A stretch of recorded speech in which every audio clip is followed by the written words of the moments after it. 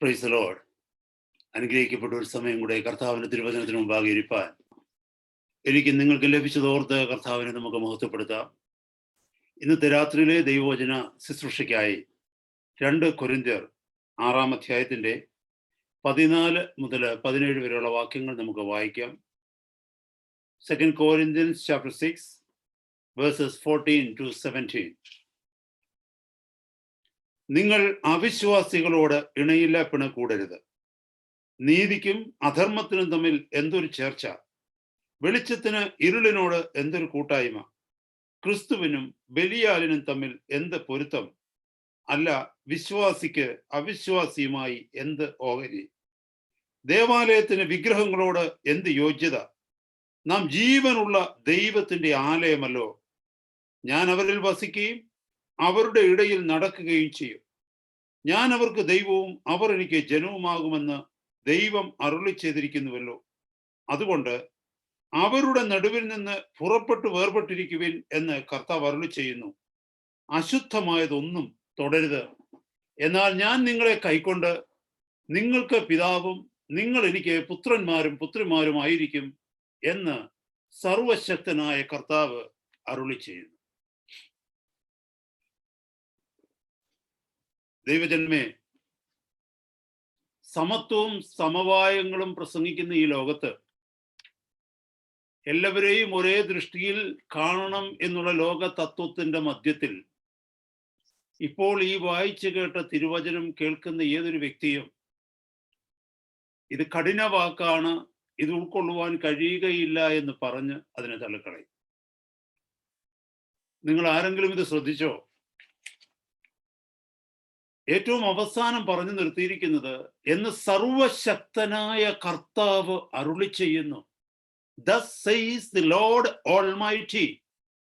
പുതിയ നിയമത്തിലെ 21 ലേഖനങ്ങളിൽ ഒരേ ഒരു പ്രാവശ്യം മാത്രം മെൻഷൻ ചെയ്തിരിക്കുന്ന ശ്രേഷ്ഠകരമായ ഒരു പദപ്രയോഗമാണ്. അതിന്റെ അർത്ഥം എന്തെന്നറിയാമോ?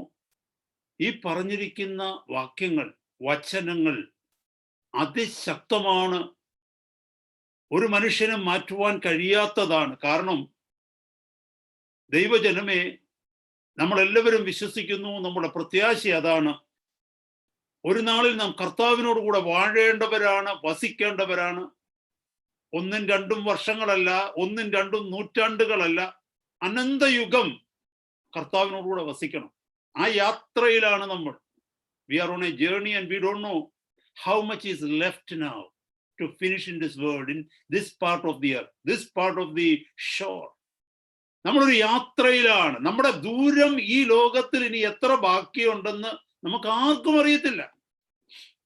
ഈ തുറമുഖത്ത് അല്ലെങ്കിൽ ഈ കര അവസാനിക്കുന്നതിന് ഇനി എത്ര ബാക്കിയുണ്ടെന്ന് നമുക്ക് ആർക്കും പറയാൻ പറ്റത്തില്ല. പറ്റുമോ?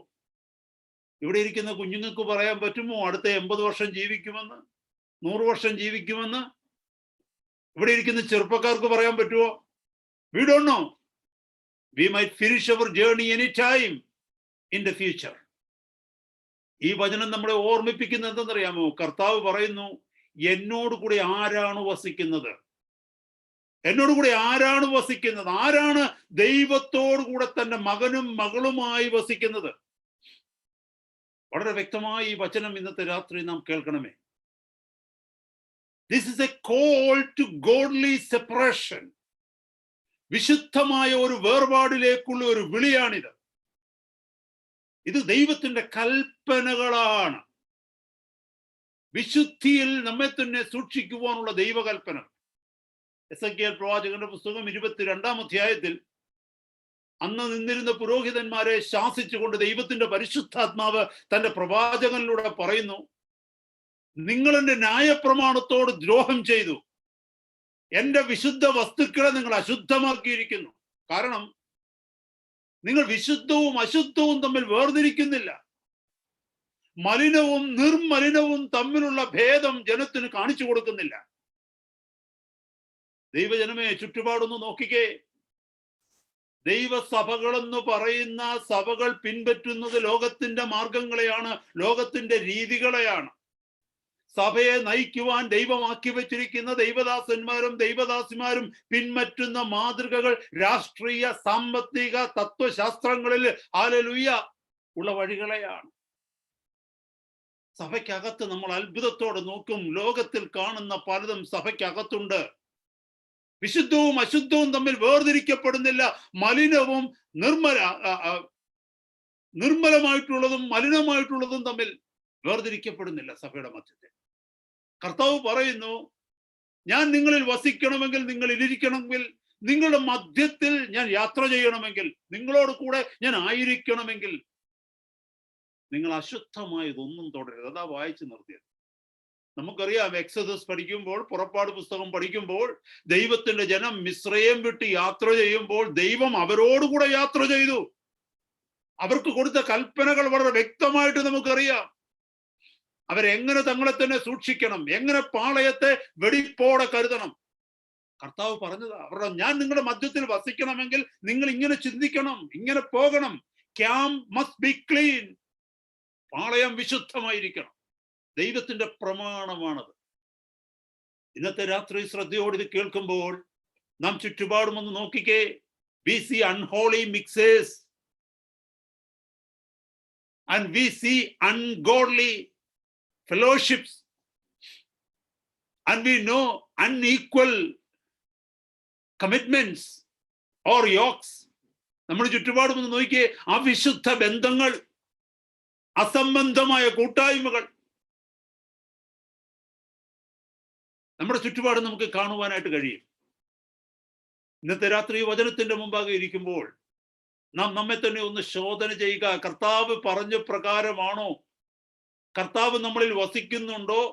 വ്യക്തിപരമായി അവിടെ രണ്ട് ഫ്രേസസ് ഉപയോഗിച്ചിട്ടുണ്ട്. വ്യക്തിയിൽ എന്നിൽ കർത്താവ് വസിക്കണം, ഞാൻ കൂടുന്നയിടത്ത് കർത്താവ് വസിക്കണം. അത് രണ്ടും അവിടെ എഴുതിയിരിക്കുന്നു. ഒന്ന്, വ്യക്തിപരമായി എൻ്റെ ജീവിതത്തിൽ ദൈവത്തിന്റെ വിശുദ്ധ മന്ദിരമായി വിളിക്കപ്പെട്ട് വേർതിരിക്കപ്പെട്ട എന്നിൽ കർത്താവ് വസിക്കുന്നുവോ?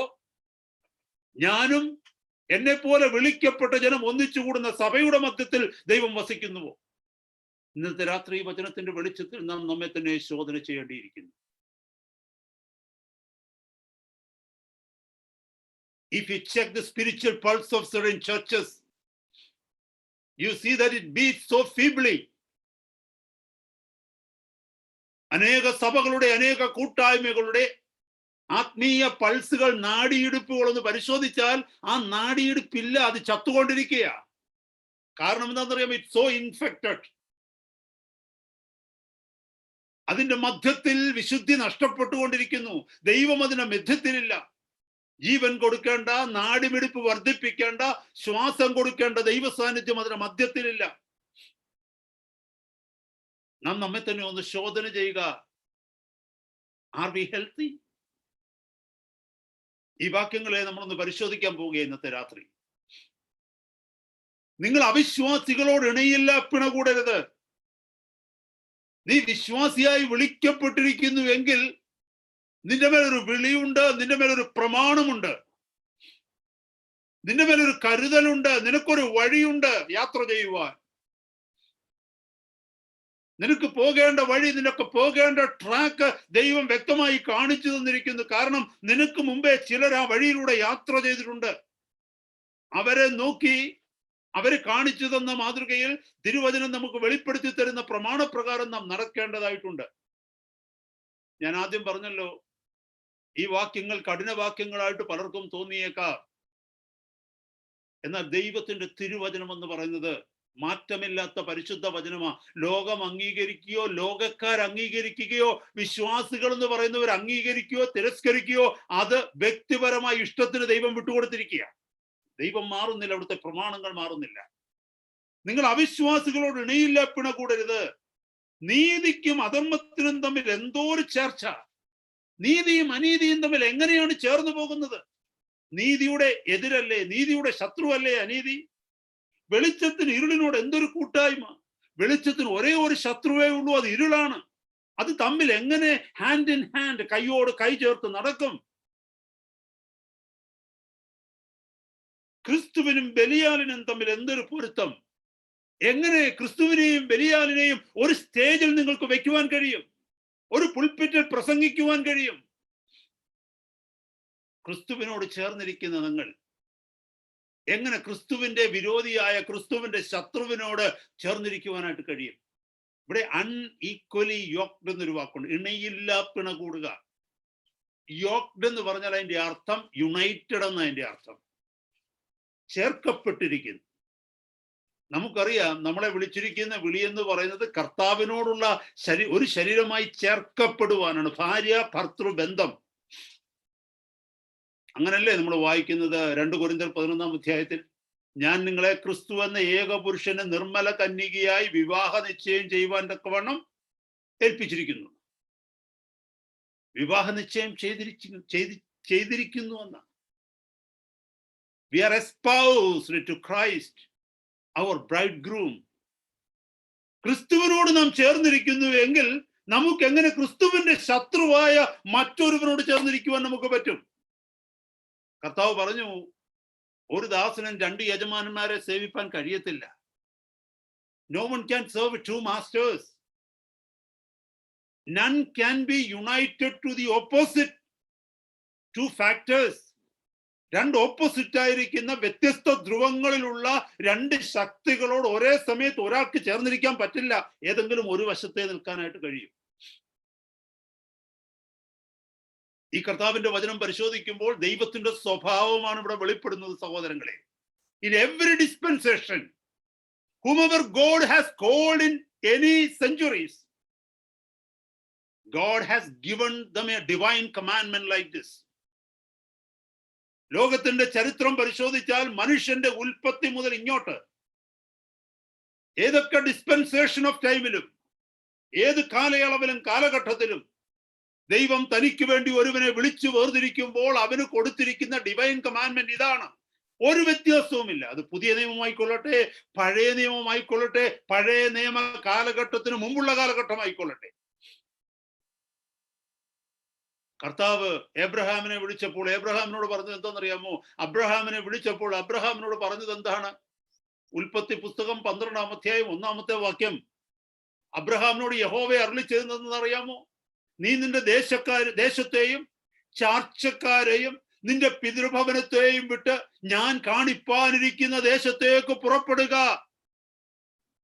നീ വിടേണ്ടതായിട്ടുള്ള ചിലതുണ്ട്. നിനക്കൊരു വേർപാട് ആവശ്യമുണ്ട്. ഒരു പക്ഷേ നമുക്ക് ചിന്തിച്ചുകൂടായിരുന്നോ, ദൈവത്തെ അറിയാത്ത ജാതികളുടെ മധ്യത്തിലാണ് അബ്രഹാം വസിക്കുന്നത്. ഈ അബ്രഹാമിനെ ഉപയോഗിച്ച് ദൈവത്തിന് ആ ദേശവാസികളെ തന്റെ മക്കളാക്കി തീർക്കുവാൻ പദ്ധതിയില്ലേ? മാനുഷികമായി പലതും നമുക്ക് ചിന്തിച്ചേക്കാം.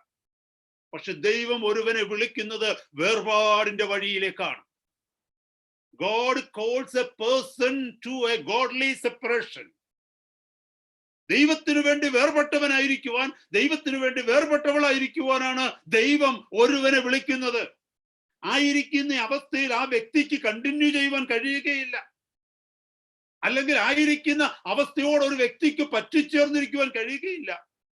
No matter how trained you are to be an athlete, if a heavy weight, if a large weight is attached to you, you cannot run your race and win the prize.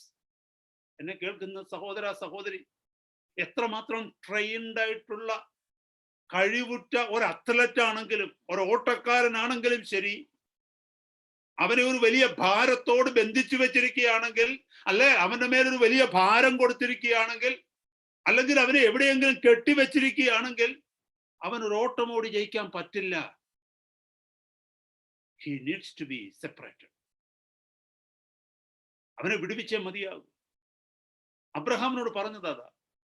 നിനക്ക് എന്റെ പിന്നാലെ വരാൻ ആഗ്രഹിക്കുന്നെങ്കിൽ, ഞാൻ കാണിപ്പാനിരിക്കുന്ന ദേശത്തേക്ക് നീ പോകുന്നെങ്കിൽ, എന്റെ കൽപ്പന, എന്റെ വിളിയെ നീ അനുസരിക്കുന്നുവെങ്കിൽ നീ ചെയ്യേണ്ടതായ ചില കാര്യങ്ങളുണ്ട്. ഒന്ന്, നീ ജനിച്ചു വളർന്ന ദേശം, നിന്റെ പ്രിയപ്പെട്ട ദേശം, നിന്റെ ചാർച്ചക്കാരുള്ള ദേശം, നിന്റെ കൂട്ടുകാരുള്ള ദേശം, നീ പഠിച്ചു വളർന്ന വഴികൾ, നിന്നെ സ്നേഹിച്ച ചില വ്യക്തികൾ, നീ നേടിയ ചില സ്വത്തുകൾ, നിന്റേതെന്ന് നീ പറഞ്ഞിരിക്കുന്ന ചില കാര്യങ്ങൾ. അത് മാത്രമോ, നിന്റെ പിതൃഭവനത്തെ, നീ ഏറ്റവും കൂടുതൽ ഈ ഭൂമിയിൽ സ്നേഹിക്കുന്ന നിന്റെ പിതൃഭവനത്തെ നീ വിടണം. നീ വിട്ട് ഞാൻ കാണിപ്പാനിരിക്കുന്ന ദേശത്തേക്ക് വിശ്വാസത്താൽ പുറപ്പെടണം. ഒരു വേർപാട്. ദൈവം ഇസ്രായേലിനെ തിരഞ്ഞെടുത്തപ്പോൾ അവർക്ക് കൊടുത്ത ഒരു കൽപ്പന ദൈവവചനത്തിൽ വ്യക്തമായിട്ട് എഴുതിയിട്ടുണ്ട്. ഞാൻ ഒന്ന് വായിക്കാം. ലേവ്യ പുസ്തകത്തിൽ 18-ാം അധ്യായത്തിന്റെ 3-4 വാക്യങ്ങൾ. Leviticus chapter 18 verse 3 and 4. നിങ്ങൾ പാർത്തിരുന്ന മിസ്രയീം ദേശത്തിലെ നടപ്പ് പോലെ നിങ്ങൾ നടക്കരുത്. ശ്രദ്ധിക്കണമേ. നിങ്ങൾ പാർത്തിരുന്ന മിസ്രയീം ദേശത്തിലെ നടപ്പ് പോലെ നിങ്ങൾ നടക്കരുത്. ഞാൻ നിങ്ങളെ കൊണ്ടുപോകുന്ന കനാൻ ദേശത്തിലെ നടപ്പ് പോലെയും അരുത്. അവരുടെ മര്യാദ ആചരിക്കരുത്. എന്റെ വിധികളെ അനുസരിച്ച് എന്റെ ചട്ടങ്ങളെ പ്രമാണിച്ച് നടക്കണം. ഞാൻ നിങ്ങളുടെ ദൈവമായ യഹോവ ആകുന്നു. ശ്രദ്ധിക്കണമേ. നിങ്ങൾ പാർത്തിരുന്ന മിസ്രയീം ദേശത്തിലെ നടപ്പ് പോലെ നിങ്ങൾ നടക്കരുത്. ഏതാണ്ട് 430 വർഷക്കാലം അവർ മിസ്രയീമിൽ കഴിഞ്ഞു, അടിമകളായി. അവർ 6 തലമുറ ഒന്ന് ഓർത്തു നോക്കിക്കേ. അപ്പൻ അപ്പൂപ്പന്മാരായിട്ട് 6 തലമുറയോളം ആ ദേശത്ത് അവർ വളർന്നു. അവരെ നോക്കിക്കഴിഞ്ഞാൽ ഒരു മിസ്രയീമിന്റെ എല്ലാ സ്വഭാവങ്ങളും അവർക്കുണ്ട്. നമ്മുടെ കുഞ്ഞുങ്ങൾ ഒരു 2 തലമുറ ഇവിടെ കഴിയുമ്പോൾ അവർ കാണിക്കുന്ന സ്വഭാവങ്ങൾ കേരളത്തിൽ ഗ്രാമപ്രദേശങ്ങളിൽ ജനിച്ചു വളർന്ന നമ്മൾ കാണിക്കുന്ന രീതികളല്ല. നമുക്കതറിയാം. കാരണം ഇവിടുത്തെ കൾച്ചർ അവർ അഡാപ്റ്റ് ചെയ്യും. അപ്പോൾ മിസ്രയീം ദേശത്ത് ജനിച്ചു വളർന്ന 4-5-6 തലമുറ ദൈവജനം അവിടുത്തെ വഴികളിലാണ് അവർ വളർന്നത്. അവിടുത്തെ രീതികളാണ് അവർ പിന്തുടർന്നത്. അവിടുത്തെ സംസ്കാരമാണ് അവരുടെ ജീവിതങ്ങളെ സ്വാധീനിച്ചിരുന്നത്. ദൈവമായ യഹോവ പറയുകയാണ്, ഞാൻ നിന്നെ മിസ്രയീമിൽ നിന്ന് പുറപ്പെടുവിക്കുമ്പോൾ നീ അവിടെ നിന്ന് എന്തൊക്കെ നേടിയോ അതൊക്കെ അവിടെ വിട്ടേക്കണം. ഹല്ലേലൂയ. നീ അവിടെ വിട്ടിരിക്കണം. അവിടുന്ന് പഠിച്ചതിനെ അവിടെ വിടണം. അവിടുന്ന് നിന്റെ ജീവിതത്തിലേക്ക് അഡാപ്റ്റ് ചെയ്തതിനെ അവിടെ വിടണം. അവിടുത്തെ സംസ്കാരം നീ ഉപേക്ഷിക്കണം. എന്നെ കേൾക്കുന്ന സഹോദരങ്ങളെ, നമ്മൾ ഇന്ത്യയിൽ നിന്ന് ബ്രിട്ടനിലേക്ക് മൈഗ്രേറ്റ് ചെയ്തു വന്നവരാ അല്ലേ? നമ്മൾ 2 കൾച്ചറാ ഫോളോ ചെയ്യുന്നത്. ഒന്ന്, നാം ജനിച്ചു വളർന്ന നമ്മുടെ കൾച്ചർ. എന്നാൽ ഇവിടുത്തെ രീതി വെച്ച് നോക്കുമ്പോൾ അവിടുത്തെ കൾച്ചർ ഇവിടെ നമുക്ക് കാണിക്കാൻ പറ്റത്തില്ല. അതുകൊണ്ട് ഇവിടുത്തെ കൾച്ചർ ചില കാര്യങ്ങൾ മനസ്സില്ലാ മനസ്സോടെ ആണെങ്കിലും നമ്മൾ ഫോളോ ചെയ്യുവാൻ തക്കവണ്ണം നിർബന്ധിതരായിത്തീരുന്നു, ഇല്ലേ? ഇപ്പൊ 2 കൾച്ചറിന്റെ മധ്യത്തിലാണ് നമ്മൾ. ഇവിടെ കർത്താവ് പറയുന്നു, ഈ 2 കൾച്ചറും നീ എടുക്കരുത്. കർത്താവ് പറയുന്നത് എന്താണെന്നറിയാമോ? മിസ്രയീമിലെ കൾച്ചർ നീ എടുക്കരുത്. അത് മാത്രമല്ല, ഞാൻ നിന്നെ കൊണ്ടുപോകാൻ പോകുന്ന കനാൻ ദേശത്തിന്റെ കൾച്ചറും നീ എടുക്കരുത്. വായിച്ചു നോക്കിയ വചനം. നിങ്ങൾ പാർത്തിരുന്ന മിസ്രയീം ദേശത്തിലെ നടപ്പ് പോലെ നിങ്ങൾ നടക്കരുത്. ഞാൻ നിങ്ങളെ കൊണ്ടുപോകുന്ന കനാൻ ദേശത്തിലെ നടപ്പ് പോലെയും അരുത്. ദൈവ പൈതലേ, നിനക്കൊരു കൾച്ചറില്ല. നിനക്ക് ഒരേ ഒരു കൾച്ചറേ ഉള്ളൂ. അത് ദൈവരാജ്യത്തിന്റെ കൾച്ചറാണ്. നിനക്കുള്ള പ്രമാണം ദൈവരാജ്യത്തിന്റെ പ്രമാണമാണ്. മറന്നു പോകരുത്. ഹല്ലേലൂയ. നാം ജനിച്ചു വളർന്ന വഴികളിൽ നാം പഠിച്ച അനേക സ്വഭാവങ്ങൾ നമുക്കുണ്ട്. അനേക ബന്ധങ്ങൾ നമുക്കുണ്ട്. അനേക രീതികൾ നമുക്കുണ്ട്. ചില സ്വഭാവ സവിശേഷതകൾ നമുക്കുണ്ട്. കർത്താവ് പറഞ്ഞു, നിങ്ങൾ പാർത്തിരുന്ന ദേശത്തിലെ നടപ്പ് പോലെ. നടപ്പ് എന്ന് പറഞ്ഞാൽ അതിന്റെ അർത്ഥം സ്റ്റൈൽ ഓഫ് വാക്ക്, ജീവിതചര്യ. ആ ജീവിതചര്യ നിങ്ങൾ അനുഗമിക്കരുത്. ഞാൻ നിങ്ങളെ കൊണ്ടുപോകുന്ന കനാൻ ദേശത്തിലെ നടപ്പ് പോലെയും അരുത്. നമുക്കിവിടെ വന്ന് ബ്രിട്ടീഷുകാരെ പോലെ ആക്ട് ചെയ്യുവാൻ തക്കോണം പലരും ശ്രമിക്കുന്നുണ്ട്, നമുക്കറിയാൻ പറ്റും. പക്ഷെ അത് വിജയിക്കത്തില്ല. കാരണം ഇവിടെ ജനിച്ചു വളർന്ന ഒരാളെ പോലെ നാട്ടിൽ നിന്ന് 10-40 വയസ്സായ ഒരാൾ കൂടെ വന്നിട്ട് ആക്ട് ചെയ്യാൻ നോക്കിയാൽ പറ്റുമോ? കാക്ക കോഴിയുടെ കൂട്ട് ശബ്ദിക്കുന്ന പോലെ ആകപ്പോ? പറ്റത്തില്ല ഒരിക്കലും. കാക്ക എപ്പോഴും കാക്കയാ, കോഴി എപ്പോഴും കോഴിയാ. രണ്ടും 2 പക്ഷികളാണ്.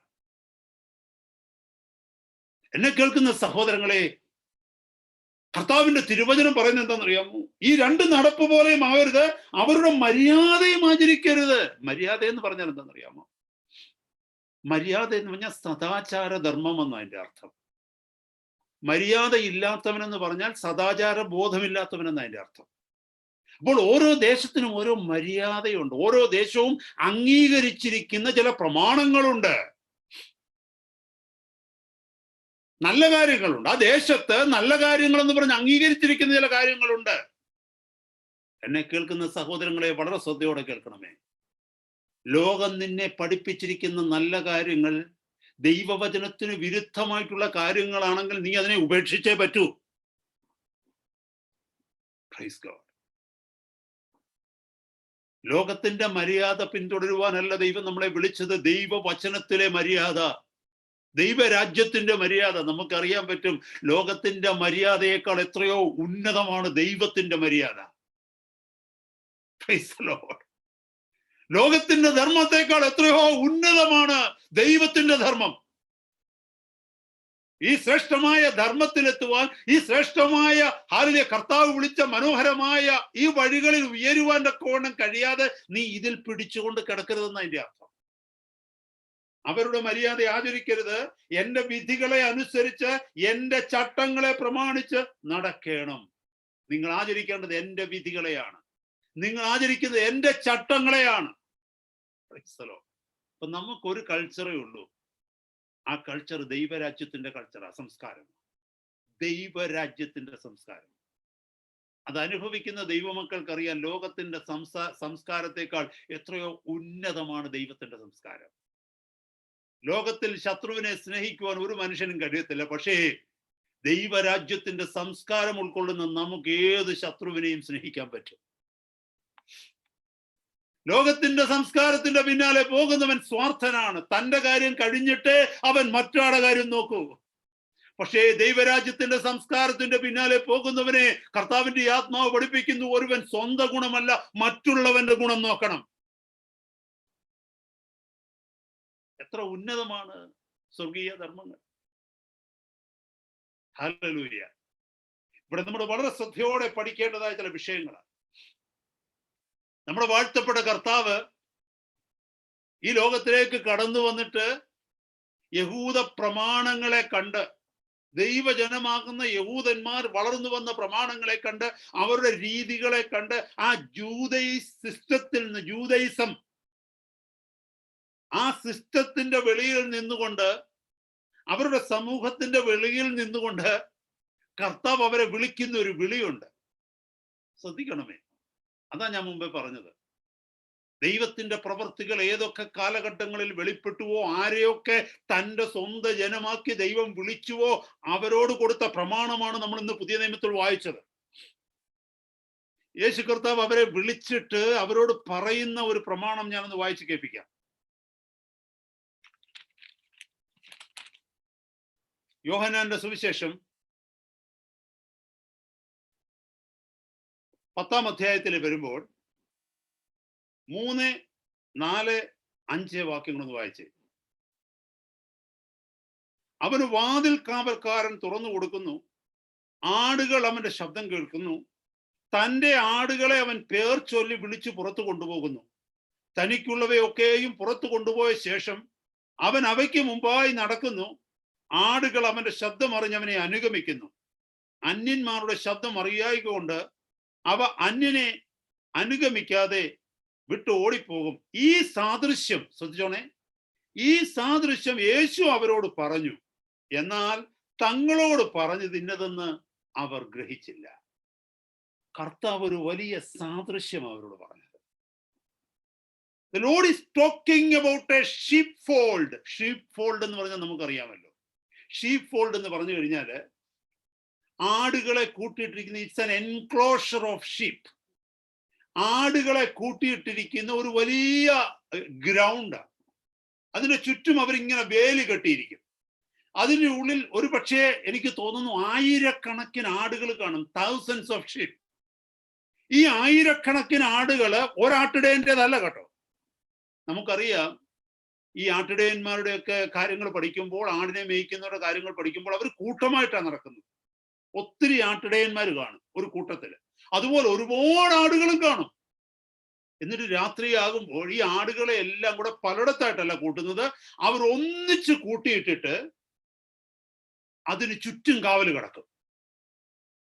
എന്നിട്ട് രാവിലെ എന്ത് ചെയ്യുമെന്നറിയാമോ? ഒരിടയൻ തിന്നിട്ട് എന്തെങ്കിലും ഒരു പ്രത്യേക ആടുകളെ ട്രെയിൻ ചെയ്തിരിക്കുന്ന ഒരു ശബ്ദം പുറപ്പെടുവിക്കുകയോ അതിനെ വിളിക്കുകയോ ചെയ്യുമ്പോൾ, എന്നിട്ട് ഇടയൻ അങ്ങ് മുന്നോട്ട് പോകുമ്പോൾ ഈ ആയിരക്കണക്കിന് ആടുകളുടെ ഇടയിൽ നിന്ന് അവിടുന്നും അവിടുന്നുമായിട്ട് ഈ ആടുകൾ ഇറങ്ങി ഇറങ്ങി ഇറങ്ങി ഇറങ്ങി ഈ ആട്ടിടയന്റെ പുറകെ. അതാ കർത്താവ് പറഞ്ഞത്. ഹല്ലേലൂയ. യഹൂദ മതത്തിന്റെ മുന്നിൽ നിന്നുകൊണ്ട് യേശു പറയുക, ഞാൻ എൻ്റെ ആടുകളെ വിളിക്കുകയാ, എന്റെ ശബ്ദം കേട്ട് എൻ്റെ ആടുകൾ എന്നെ അനുഗമിക്കും. ഒരു വേർപാട്, ഒരു സെപ്പറേഷൻ. ഹല്ലേലൂയ. ആ വാക്യം ഒന്ന് ശ്രദ്ധിച്ച ഈ വചനമൊക്കെ ഞാൻ ധ്യാനിച്ചുകൊണ്ടിരുന്നപ്പോൾ എൻ്റെ ഹൃദയത്തിന്റെ ഉള്ളിൽ ഞാൻ പിടച്ചു, എൻ്റെ ഹൃദയം പിടച്ചു. ഇവിടെ ഒരു സാദൃശ്യത്തെ കുറിച്ചാണ് പറഞ്ഞത്. ഞാനിത് ഈ വചനം ധ്യാനിക്കുന്നത് വരെ ആ എക്സ്പ്രഷൻ ഞാൻ ശ്രദ്ധിച്ചിരുന്നില്ല. എത്രയോ തവണ ഈ തിരുവചനം ഞാൻ വായിച്ചതാ, ഈ സാദൃശ്യത്തെ കുറിച്ച് ഞാൻ മനസ്സിലാക്കിയില്ല. ഇവിടെ കർത്താവ് പറയുകയാണ്, ആടുകൾ അവന്റെ ശബ്ദം കേൾക്കുന്നു, തൻ്റെ ആടുകളെ അവൻ പേര് ചൊല്ലി വിളിച്ചു പുറത്തു കൊണ്ടുപോകുന്നു, തനിക്കുള്ളവയൊക്കെയും പുറത്തു കൊണ്ടുപോയ ശേഷം അവൻ അവയ്ക്ക് മുമ്പായി നടക്കുന്നു, ആടുകൾ അവന്റെ ശബ്ദം അറിഞ്ഞവനെ അനുഗമിക്കുന്നു. ദൈവപൈതലേ, നീ കർത്താവിനെ അനുഗമിക്കുന്ന ഒരാടാണെങ്കിൽ, യഹോവ എന്റെ ഇടയനാകുന്നു എന്ന് നീ പ്രാർത്ഥിക്കുന്നുണ്ടെങ്കിൽ, യേശുവാണ് എന്റെ ഇടയനെന്ന് നീ പറയുന്നതെങ്കിൽ, നീ കേൾക്കുന്ന ശബ്ദം യേശുവിന്റെ ശബ്ദമായിരിക്കണം. നീ പിൻഗമിക്കുന്നത് യേശുവിനെ ആയിരിക്കണം. ഹല്ലേലൂയ. അവൻ നിന്നെ പേർ ചൊല്ലി വിളിച്ചാ പുറത്തു കൊണ്ടുവന്നത്. ഹല്ലേലൂയ. അങ്ങനെയെങ്കിൽ മുന്നോട്ടുള്ള നിന്റെ യാത്ര അവന്റെ പിന്നാലെ ആയിരിക്കണം. അതാണ് സദൃശ്യം. Praise God. തനിക്കുള്ളവയൊക്കെയും പുറത്തു കൊണ്ടുപോയ ശേഷം അവൻ അവയ്ക്ക് മുമ്പായി നടക്കുന്നു, ആടുകൾ അവന്റെ ശബ്ദം അറിഞ്ഞവനെ അനുഗമിക്കുന്നു. അടുത്ത വാക്യം ശ്രദ്ധിച്ചേ, അന്യന്മാരുടെ ശബ്ദം അറിയായിക കൊണ്ട് അവ അന്യനെ അനുഗമിക്കാതെ വിട്ട് ഓടിപ്പോകും. Praise God. എത്ര പേർ അടുത്ത് നിന്ന് വിസിലടിച്ചാലും, എത്ര പേർ അടുത്ത് നിന്ന് എന്തെല്ലാം ഓഫർ ചെയ്താലും, ഇത് അന്യനാണെന്നുള്ള ബോധ്യം ആടിനുണ്ടെങ്കിൽ ആ അന്യന്റെ പിന്നാലെ ഈ ആട് പോകത്തില്ല. തന്റെ ഉടയവന്റെ പിന്നാലെ ആട് പോകും. എന്നെ കേൾക്കുന്ന ദൈവപൈതലേ, കർത്താവ് നിന്നെ വീണ്ടെടുത്തു എന്ന് നിനക്ക് ഉറപ്പുണ്ടെങ്കിൽ, തന്റെ രക്തം നിനക്ക് വേണ്ടി മറുവിലയായി അവൻ കൊടുത്തുവെന്നും നിന്നെ വിലയ്ക്ക് വാങ്ങിയെന്നും നിനക്ക് ബോധ്യമുണ്ടെങ്കിൽ, ഈ ലോകത്തിന്റെ പ്രഭുവാകുന്ന പിശാച് എന്തെല്ലാം നിനക്ക് തന്നാലും, എന്തെല്ലാം മോഹന വാഗ്ദാനങ്ങൾ തന്നാലും, ഈ ലോകത്തിൽ എന്തെല്ലാം എതിരുകൾ നിനക്കുണ്ടായാലും, നമ്മൾ അതിൽ വീഴുകയില്ല, അതിൽ വശംവദരാകത്തില്ല. നിങ്ങൾ ആരെങ്കിലും ഒന്ന് നോക്കിക്കേ, നമ്മുടെ ചർച്ചിലൊക്കെ കൊച്ചു കുഞ്ഞുങ്ങളെയൊക്കെ കൊണ്ടുവരത്തില്ലേ? നമ്മുടെ കൊച്ചു കുഞ്ഞുങ്ങൾ, 1 വയസ്സ് 2 വയസ്സുള്ള കുഞ്ഞുങ്ങളൊക്കെ നമുക്കുണ്ടല്ലോ. നമ്മളെല്ലാവരും ചർച്ച വിട്ട് പോകാൻ നേരം ഈ കുഞ്ഞിനെ നമ്മൾ ആരെങ്കിലും ഒരാളൊന്ന് പിടിച്ചു വെച്ചേ. ഈ കുഞ്ഞിനെ നമ്മൾ ഇങ്ങനെ പിടിച്ചു വെച്ചിട്ട് ആ കുഞ്ഞ് നോക്കുമ്പോൾ മമ്മി പോകാണെന്ന് കരുതിക്കോ മുന്നോട്ട്, അല്ലെ പപ്പ അവനെ വിട്ടിട്ട് പോവാന്ന് കരുതിക്കോ. അവര് പോയി വണ്ടിയൊക്കെ കയറി പോവാണെങ്കിൽ ഈ കുഞ്ഞ് അനങ്ങാതെ നമ്മുടെ അടുത്ത് നിൽക്കുമോ? ഓ, എന്തൊരു ബഹളമായിരിക്കും അല്ലേ. ഞാൻ അങ്ങനെ ചെയ്തിട്ടുണ്ട് പണ്ട്. ഒരു രക്ഷയില്ലെങ്കിൽ നമ്മുടെ കൈക്ക് കയറി കടിക്കും ഇല്ലേ? എന്നിട്ട് പിടിവിട്ടിട്ട് ഓടും. എങ്ങോട്ട്? അമ്മയുടെ പുറകെ ഓടും, അല്ലെ അപ്പന്റെ പുറകെ ഓടും. കാരണം എന്തെന്നറിയാമോ? ആ കുഞ്ഞിനറിയാം നമ്മൾ അപരിചിതരാണെന്ന്. എന്നെ കേൾക്കുന്ന ദൈവപൈതലേ, ഈ ലോകത്തിന് നിന്നെ പിടിച്ചു വെക്കാൻ പറ്റുമോ? പിശാചിന് നിന്നെ പിടിച്ചു വെക്കാൻ പറ്റുമോ? ഈ ലോകത്തിലെ കൂട്ടുകാർക്ക് നിന്നെ പിടിച്ചു വെക്കാൻ പറ്റുമോ? നിന്റെ അപ്പനും അമ്മയ്ക്കും നിന്നെ പിടിച്ചു വയ്ക്കുവാൻ പറ്റുമോ? നിന്റെ വീണ്ടെടുത്ത കർത്താവിനെ നിന്റെ ഹൃദയം കൊണ്ട് കണ്ടു കഴിഞ്ഞാൽ, അവന്റെ വിളി നിന്റെ കാതിൽ നീ കേട്ട് കഴിഞ്ഞാൽ, അവന്റെ മുഖം നിന്റെ ഹൃദയത്തിന്റെ ഉള്ളിൽ നീ കണ്ടു കഴിഞ്ഞാൽ, ഈ ലോകത്തിൽ എന്തിന് നിന്നെ തടയാൻ പറ്റും? നിന്നെ ഒരു വേർപാടിന് വേണ്ടി കർത്താവ് വിളിച്ചിരിക്കുക. നീ വേർപെട്ടവനാണ്, നീ വേർപെട്ടവളാണ്. അത് നാം മറന്നു പോകരുത് ഒരിക്കലും. Praise God. ഹല്ലേലൂയ. അപ്പോസ്തല പ്രവൃത്തിയിലേക്ക് കടന്നു വരുമ്പോൾ പത്രോസിന്റെ ഒരു പ്രസംഗം, മനോഹരമായ ഒരു പ്രസംഗം നമുക്ക് കാണാനായിട്ട് കഴിയും. 2-ാം അധ്യായത്തില് 40-41 വാക്യങ്ങളിൽ പത്രോസ് പറയുന്ന ഒരു വാക്യമുണ്ട്. ഈ വക്രതയുള്ള തലമുറയിൽ നിന്ന് രക്ഷിക്കപ്പെടുവീൻ എന്ന് പറഞ്ഞു. അവന്റെ വാക്ക് കേട്ടവർ സ്നാനമേറ്റു. അന്ന് 3000-ഓളം പേര് അവരോട് ചേർന്നു. ശ്രദ്ധിക്കണമേ, ഇത് മുമ്പേ പറഞ്ഞതുപോലെ ഒരു വലിയ ഷീപ്പ് ഫോൾഡാ, ഒത്തിരി ജനം കൂടിക്കിടക്കുന്ന ഒരു കൂട്ടമാണ്. അതാ യഹൂദ മതം. അവരെല്ലാം പറയുന്നു അവർ ദൈവമക്കളാണെന്നാ പറഞ്ഞത് കേട്ടോ. അവരെല്ലാവരും പറയുന്നു അവർ ദൈവമക്കളാണെന്ന്, യഹോവയുടെ സന്തതിയാണെന്ന്. എന്നാൽ ആ കൂട്ടത്തോട്, ആ ദൈവമക്കളാകുന്ന പറയുന്ന കൂട്ടത്തോട് യേശുവിനെ കുറിച്ച് പറഞ്ഞതിന് ശേഷം പത്രോസ് പറഞ്ഞു, ഈ വക്രതയുള്ള തലമുറയിൽ നിന്ന് നിങ്ങൾ രക്ഷിക്കപ്പെടണം. ഇവിടെ വചനം പറയുന്നു, അത് കേട്ടവർ അന്ന് സ്നാനമേറ്റു. എന്നെ കേൾക്കുന്ന സഹോദര സഹോദരി, നമ്മളെ തടയാൻ ആർക്കും പറ്റില്ല കേട്ടോ. ഒരു ബന്ധങ്ങൾക്കും ദൈവവുമായിട്ടുള്ള ബന്ധത്തിൽ നിന്ന് നമ്മളെ മാറ്റാനായിട്ട് പറ്റത്തില്ല. ഓർക്കണമേ സഹോദര സഹോദരി, ജീവിതത്തിൽ നാം തീരുമാനങ്ങൾ എടുക്കുമ്പോൾ ചില തീരുമാനങ്ങൾക്ക് നാം പ്രാധാന്യം കൊടുക്കുന്നത് എന്തുകൊണ്ടാണെന്ന് അറിയാമോ? നാം ചില കമ്പാരിസൺസ് നടത്തും, താരതമ്യം ചെയ്യും. അതാണോ നല്ലത്, ഇതാണോ നല്ലത്? ഇത് നല്ലതാണെന്ന് പൂർണ്ണ ബോധ്യം വന്നാൽ അത് എത്ര നമ്മൾ സ്നേഹിച്ചിരുന്നതായാലും വിട്ടുകളയും, അല്ലേ? നമ്മുടെ നാടിനെ നമ്മൾ എത്ര സ്നേഹിച്ചതല്ലേ? പക്ഷെ നമ്മൾ എന്തിനാ നാടിനെ വിട്ടിട്ട് ഇങ്ങോട്ട് വന്നത്? നമ്മളൊന്ന് കമ്പയർ ചെയ്തു, നമ്മളൊന്ന് താരതമ്യം ചെയ്തു. ഇവിടെയാണോ നമ്മുടെ പ്രിയപ്പെട്ടവരുള്ളത്, അതോ നാട്ടിലാണോ ഉള്ളത്? എന്നോടൊന്ന് പറഞ്ഞ്. എന്തുകൊണ്ടും നമ്മുടെ നാടാ നമുക്ക് ഇഷ്ടം. എന്തിന്? നല്ല വെള്ളം നാട്ടിൽ കുടിക്കാൻ പറ്റുമല്ലോ, ഇല്ലേ? പിന്നെ എന്തിനാ നമ്മൾ ഇങ്ങോട്ട് വന്നത്? ഏറ്റവും പ്രിയപ്പെട്ടതിനെ നമ്മൾ ഉപേക്ഷിച്ചത് എന്തിനാണ്? ഇവിടെ വേറെ ചില നന്മകൾ നമ്മൾ കണ്ടു, അതല്ലേ? Praise the Lord. എന്നെ കേൾക്കുന്ന സഹോദരങ്ങളെ, ഈ ലോകത്തിലുള്ള സകല ബന്ധങ്ങളും ഒരു വശത്ത് വെച്ച് മരണശേഷമുള്ള ജീവിതത്തെ മറ്റൊരു വശത്ത് വെച്ചാൽ ഒരു കാര്യം നമുക്ക് ഉറപ്പാകും, ഈ ലോകത്തിലെ ബന്ധങ്ങളുടെ ദൈർഘ്യം എന്ന് പറയുന്നത് ഈ ലോകത്തിൽ നമ്മൾ ജീവിച്ചിരിക്കുന്ന കാലഘട്ടം മാത്രമേ ഉള്ളൂ. 80 വയസ്സ് വരെ ജീവിച്ചിരുന്നാൽ ഒരാളെ ചൂണ്ടിക്കാണിച്ചുകൊണ്ട് എനിക്ക് 80 വയസ്സ് വരെ പറയാൻ പറ്റും, ഇതെന്റെ അപ്പനാണ്, ഇതെന്റെ അമ്മയാണ്, ഇതെന്റെ സഹോദരങ്ങളാണ്, സഹോദരിയാണ്, ഇതെന്റെ ഭാര്യയാണ്, ഇതെന്റെ മക്കളാണ്. അത് കഴിഞ്ഞാല് ആ ബന്ധങ്ങൾ ഈ ലോകത്തിൽ അവസാനിക്കുക. എന്നാൽ ഒരു നിത്യയുഗമുണ്ട്. ഇന്ന് അനേകർക്ക് കർത്താവിനെ അനുഗമിക്കുവാൻ കഴിയാത്തതിന്റെ കാരണം ഈ ലോകത്തിലെ ബന്ധങ്ങളാണ്. എൻ്റെ അപ്പൻ എന്ത് കരുതും, എൻ്റെ അമ്മ എന്ത് കരുതും, എൻ്റെ ഭാര്യ എന്ത് കരുതും, എൻ്റെ മക്കൾ എന്ത് കരുതും, ഓ എൻ്റെ കൂട്ടുകാരെന്ത് കരുതും? എന്നെ കേൾക്കുന്ന സഹോദര, ഇവിടെ വചനം പറയുന്നു, ദൈവത്തിന്റെ പരിശുദ്ധാത്മാവ് ജനത്തോട് പറഞ്ഞ്, ഈ വക്രതയുള്ള തലമുറയുടെ നടുവിൽ നിന്ന് നിങ്ങൾ രക്ഷിക്കപ്പെടുവീൻ എന്ന് പറഞ്ഞപ്പോൾ വചനം എഴുതിയിരിക്കുന്നു, അവന്റെ വാക്ക് കൈക്കൊണ്ടവർ സ്നാനമേറ്റു. അന്ന് 3000-ഓളം പേര് അവരോട് ചേർന്നു, സഭയോട്, ദൈവസഭയോട് ചേർന്നു. Praise the Lord. നമ്മൾ മറന്നു പോകരുത്, ഒരു വേർപാട് ആവശ്യം കേട്ടോ.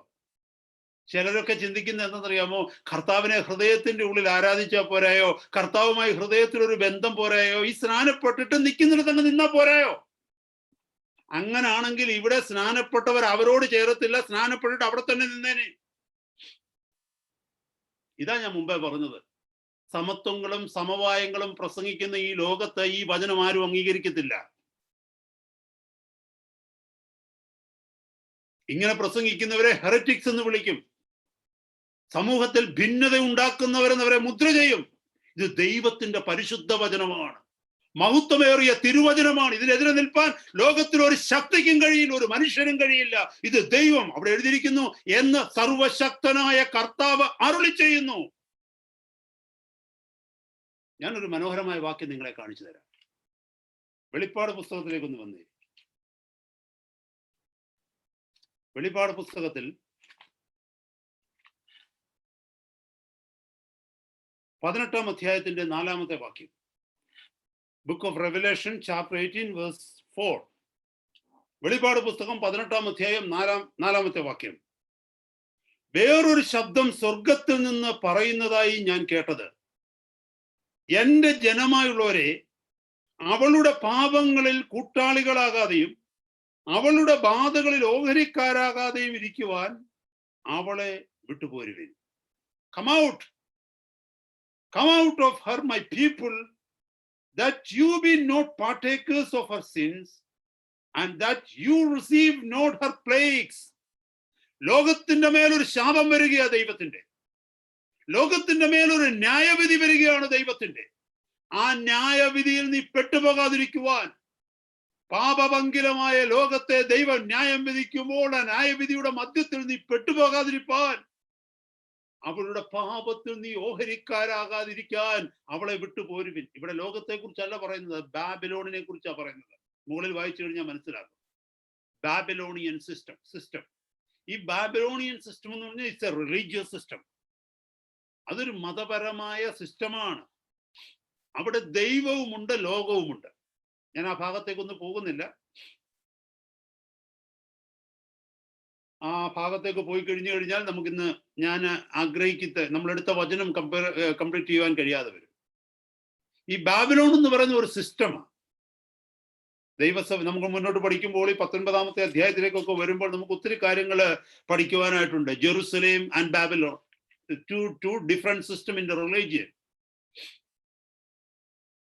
ബാബിലോൺ സിസ്റ്റം എന്ന് പറഞ്ഞാൽ അതൊരു മതമുണ്ട്, അതിനകത്ത് മതമുണ്ട്, ദൈവമുണ്ടെന്ന് അവർ പറയുന്നു. എന്നാൽ അതിനകത്ത് ലോകമുണ്ട്, രാഷ്ട്രീയമുണ്ട്, പണമുണ്ട്, ലോകത്തിലുള്ള കൊഴുപ്പുകളെല്ലാം അതിന് മധ്യത്തിലുണ്ട്. അതേസമയം ദൈവമുണ്ടെന്നും അവർ പറയും. They are a religious people, a great religious system, a powerful system. Because why it is powerful? It has been initiated, influenced and strengthened by the power of the world. അവരുടെ കൂടെ ഈ ലോകമുണ്ട്, അവരുടെ കൂടെ ഗവൺമെന്റ് ഉണ്ട്, അവരുടെ കൂടെ അംഗീകാരമുണ്ട്, അവരോട് കൂടെ നിയമമുണ്ട്. അതോടൊപ്പം അവർ പറയുന്നവർ ദൈവത്തിന്റെ മക്കളാണെന്നും പറയും. That is what is Babylonian system. ദൈവം പറയുകയാണ്, അതിൻ്റെ മേൽ ഞാൻ ന്യായവിധി അയക്കുമ്പോൾ. അതുകൊണ്ടാ ഇത് റിലീജിയസ് സിസ്റ്റം ആണെന്നുള്ളതിന്റെ തെളിവ് എന്താണെന്നറിയാമോ? ദൈവത്തിന്റെ ജനം അതിനകത്തുണ്ട്. അതാ എഴുതിയേക്ക്, നോക്കിയേ, നിങ്ങൾ വായിച്ചു നോക്കിയേ. എന്റെ ജനമായുള്ളവരെ അവളുടെ പാപങ്ങളിൽ കൂട്ടാളികളാകാതെയും അവളുടെ ബാധകളിൽ ആകാതെയും ഇരിക്കുവാൻ അവളെ വിട്ടു പോരുവിൻ എന്ന് പറഞ്ഞാൽ ദൈവത്തിന്റെ ജനം അവരുടെ മധ്യത്തിലുണ്ട്. It is a religious system. എന്നെ കേൾക്കുന്ന സഹോദര സഹോദരി, ഇങ്ങനെ പല സിസ്റ്റത്തിൽ നിന്ന് കർത്താവ് വിളിച്ചു വേർതിരിച്ചവരല്ലേ നമ്മൾ.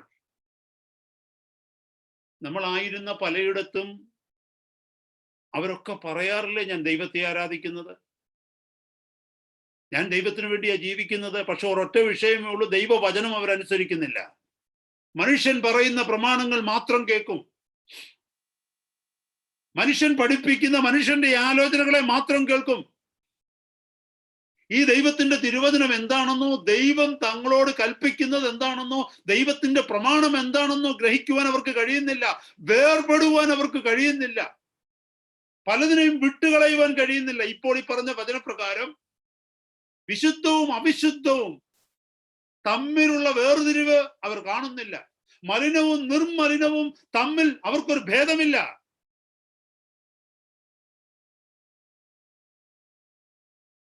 അങ്ങനെയുള്ള പലയിടത്തു നിന്നല്ലേ കർത്താവ് കഴിഞ്ഞ നാളുകളെ നമ്മളെ വിളിച്ച് വേർതിരിച്ചത്. അതാ ഇവിടെ പറയുന്നത്. ബാബിലോണിയൻ സിസ്റ്റത്തിൽ നിന്ന് ദൈവം തന്റെ ജനത്തെ വിളിച്ചു വേർതിരിക്കുക, ഒരു വേർപാട് അവിടെ കാണുന്നത്. ഈ വേർപാട് എന്റെയും നിങ്ങളുടെയും ജീവിതത്തിൽ ഇല്ല എങ്കിൽ ദൈവമക്കളെ കർത്താവിന്റെ സന്നിധിയിൽ എത്തുവാൻ നമുക്ക് കഴിയാതെ വരും. വേർപാട് ഫിസിക്കലായിട്ടുള്ള ഒരു സെപ്പറേഷൻ അല്ല കേട്ടോ. ഇന്നലെയാണെന്ന് തോന്നുന്നു, എവിടെയോ ഇന്നലെയാണെന്നാണ് ഞാൻ തോന്നുന്നു, ദൈവസഭയുടെ ഇവിടെ, എനിക്ക് നല്ല ഓർമ്മ കിട്ടുന്നില്ല, യൂദാസിനെ കുറിച്ചൊന്ന് ഓർത്ത് നോക്കിയേ. യൂദാസ് 3.5 വർഷക്കാലം യേശു കർത്താവിന്റെ കൂടെ നടന്നല്ലേ. യൂദാസിനെ എല്ലാവരും വിളിച്ചത് അപ്പോസ്തലൻ എന്ന് തന്നെയല്ലേ. 3.5 വർഷക്കാലം യേശു കർത്താവിന്റെ കൂടെ അവൻ നടന്നിട്ടും അവൻ എവിടെയാ എത്തിയതെന്നറിയാമോ? നിത്യനരകത്തില. യേശുവിൻ്റെ കൂടെ നടക്കാഞ്ഞത് കൊണ്ടാണോ? എത്ര നാൾ യേശുവിൻ്റെ കൂടെ നടന്നു? പത്രോസ് എത്ര കാലം യേശുവിൻ്റെ കൂടെ നടന്നു, അത്രയും കാലം യൂദാസും നടന്നു. വ്യത്യാസം വല്ലതും ഉണ്ടോ? യാക്കോബ്, യോഹന്നാനും ബാക്കി 11 ശിഷ്യന്മാരും എത്ര വർഷം യേശുവിനോട് കൂടെ നടന്നോ, എത്രമാത്രം അത്ഭുതങ്ങൾ അവർ കണ്ടോ, എത്രമാത്രം തിരുവചനം അവർ കേട്ടോ, അത് മുഴുവനും യൂദാസും കേട്ടു, യൂദാസും കണ്ടു, യൂദാസും അനുഭവിച്ചു. പത്രോസിനെ വിളിച്ച അതേ വിളി തന്നെയാണ് ജൂദാസിനെയും വിളിച്ചത്. പക്ഷേ ജൂദാസിന്റെ ജീവിതം അവസാനിച്ചത് എവിടെയാണെന്നറിയാമോ? നിത്യ നരകത്തിൽ. കാരണം എന്താ?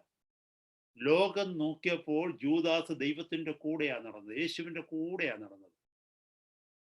ബാക്കി 11 ശിഷ്യന്മാരും നോക്കിയപ്പോഴും യൂദാസ് യേശുവിന്റെ കൂടെയാ നടന്നത്. പക്ഷെ ഒരു കുഴപ്പമുണ്ടായി. Physically he was walking with Jesus, but his heart was not united to Jesus. ഭൗതികമായിട്ട് അവൻ യേശുവിന്റെ കൂടെ നടന്നുവെങ്കിലും അവന്റെ ഹൃദയത്തിന്റെ ഉള്ളിൽ അവൻ യേശുവുമായി ഒരു ബന്ധമില്ലായിരുന്നു. He trusted in the unrighteous riches. ലോകത്തിന്റെ ധനത്തിലും മോഹത്തിലുമായിരുന്നു അവന്റെ ഹൃദയം ഇരുന്നത്. ഇതാ ഇവിടെ പറഞ്ഞത്, വേർപാടിന്റെ ആവശ്യം വേണമെന്ന് പറഞ്ഞു. എന്നെ കേൾക്കുന്ന സഹോദര സഹോദരി, ലോകം നിന്നെ നോക്കിക്കൊണ്ട് നീ വിശ്വാസി എന്ന് പറയും, കൂടെ ഇരിക്കുന്നവർ പറയും നീ വേർപെട്ട വിശ്വാസിയാന്ന്. പക്ഷെ കർത്താവ് മാത്രം അറിയുന്നു നിന്റെ ഹൃദയം രക്ഷകനോട് പറ്റിച്ചേർന്നിരിക്കുന്നുണ്ടോ അതോ നിന്റെ ഹൃദയം ലോകത്തോടാണ്. Only God knows. Only the Lord knows whether your heart is united to him. Are you separated from the world and be united to him or not? കർത്താവ് മാത്രം അറിയുന്നു. എന്നെ കാണുമ്പോൾ, നിങ്ങളെ കാണുമ്പോൾ ലോകം പറയും നമ്മൾ വിശ്വാസികളാണ്, കൂടെ നടക്കുന്നവർ പറയും വിശ്വാസികളാണെന്ന്. ഇട്ടിരിക്കുന്ന വെള്ളക്കുപ്പായം കാണുമ്പോൾ, വെള്ളയുടുപ്പും വെള്ള ഷർട്ടും ഒക്കെ കാണുമ്പോൾ, വെള്ളസാരിയൊക്കെ കാണുമ്പോൾ, കയ്യിലിരിക്കുന്ന ബൈബിളൊക്കെ കാണുമ്പോൾ, ആഴ്ചതോറുമുള്ള പ്രാർത്ഥനകളും ഉപവാസങ്ങളും ലോകം കേൾക്കുമ്പോൾ, അയൽവക്കക്കാർ കേൾക്കുമ്പോൾ, വീട്ടുകാർ കേൾക്കുമ്പോൾ പറയും വേർപെട്ടവനാണ്, വേർപെട്ടവളാണെന്ന്. പക്ഷേ യൂദാസിനെ പോലെയുള്ള അവസ്ഥ നമ്മുടെ ജീവിതത്തിൽ ഉണ്ടാകാതിരിക്കാൻ സൂക്ഷിക്കണം. നിന്റെ ഹൃദയത്തിന്റെ ഉള്ളിൽ വേർപാട് വന്നില്ലെങ്കിൽ, നിന്റെ ഹൃദയത്തിന്റെ ഉള്ളിൽ നീ ലോകത്തെ സ്നേഹിക്കുന്നുവെങ്കിൽ നീ ഗുരുവിനെ ഒറ്റിക്കൊടുക്കുന്ന വ്യക്തിയാണ്. അതാ മുമ്പേ പറഞ്ഞത്, നീ വെളിച്ചത്തിന്റെ ആളാണെന്ന് പറയുന്നു. ലൂക്കോസിന്റെ സുവിശേഷം 16-ാം അധ്യായത്തിൽ നമ്മളെ ദൈവമക്കളെ വെളിച്ചത്തിന്റെ മക്കളെന്ന് യേശു കർത്താവ് പറയുന്നു. എന്നാൽ എഫേസ്യ ലേഖനം 5-ാം അധ്യായത്തിൽ ഇരുളിന്റെ മക്കളെ കുറിച്ച് പറയുന്നുണ്ട്. നമ്മളിപ്പോ വായിച്ചു കേട്ട 2 കൊരിന്ത്യൻസ് 2 കൊരിന്ത്യർ 6-ാം അധ്യായത്തിൽ പറഞ്ഞത് വെളിച്ചത്തിന് ഇരുളിനോട് എന്തൊരു കൂട്ടായ്മ. എന്നെ കേൾക്കുന്ന ദൈവവൈതലേ, നീ പറയുന്നു നീ വെളിച്ചത്തിന്റെ മകനാണ്, വെളിച്ചത്തിന്റെ മകളാണെന്ന് പറഞ്ഞിട്ട് നിന്റെ കൈ ഇരുളിന്റെ കൈ കൊടുക്കുകയാണെങ്കിൽ 1 യോഹന്നാൻ 3-ാം അധ്യായത്തിന്റെ 10-ാമത്തെ വാക്യത്തിൽ 8, 9, 10 വാക്യങ്ങൾ വായിച്ചാൽ നമുക്ക് മനസ്സിലാകും. അവിടെ പിശാചിന്റെ മക്കളെ കുറിച്ചും ദൈവത്തിന്റെ മക്കളെ കുറിച്ചും പറയുന്നുണ്ട്. ആരെങ്കിലും പറയുക പിശാചിന്റെ മകനാന്ന് പറഞ്ഞാൽ, മകളാന്ന് പറഞ്ഞാൽ നമ്മളെ വിടുമോ ആരെങ്കിലും? ഞാൻ ആ വചനം ഒന്ന് വായിച്ച് കേൾപ്പിക്കുക. അതാകുമ്പോ ഞാൻ തന്നെയല്ല, വചനമാണ് പറയുന്നത്, നമുക്ക് മനസ്സിലാവുമല്ലോ. 1 യോഹന്നാൻ 3-ാം അധ്യായത്തിന്റെ 8, 9, 10 വാക്യങ്ങളൊന്ന് വായിച്ചേ. പാപം ചെയ്യുന്നവൻ പിശാചിന്റെ മകനാകുന്നു, പിശാച് ആദ്യം മുതൽ പാപം ചെയ്യുന്നുവല്ലോ. ശ്രദ്ധിക്കണമേ, പാപം ചെയ്യാത്തവരായിട്ട് ആരെങ്കിലും നമ്മുടെ മധ്യത്തിലുണ്ടോ? തീർച്ചയായിട്ടും ഉണ്ട്. അതെന്തിനാ ഞാൻ അങ്ങനെ പറഞ്ഞത്? പാപം ചെയ്യുക എന്ന് പറഞ്ഞാൽ ഇറ്റ്സ് എ വിൽഫുൾ ആക്ട്. അറിഞ്ഞുകൊണ്ട് ചെയ്യുക. ഇത് പാപമാണെന്ന് അറിഞ്ഞുകൊണ്ട് ചെയ്യുന്നതാണ് പാപം ചെയ്യുക. അബദ്ധത്തിൽ പാപത്തിൽ വീഴുക എന്നുള്ളതല്ല. ഇപ്പൊ പെട്ടെന്ന് ദേഷ്യപ്പെട്ടു, ചിന്തിക്കാൻ ഒരു മിനിറ്റ് കിട്ടിയില്ല, പെട്ടെന്ന് പ്രൊവോക്ഡായി ദേഷ്യപ്പെട്ടു, അത് പാപത്തിൽ വീഴുകയാണ്.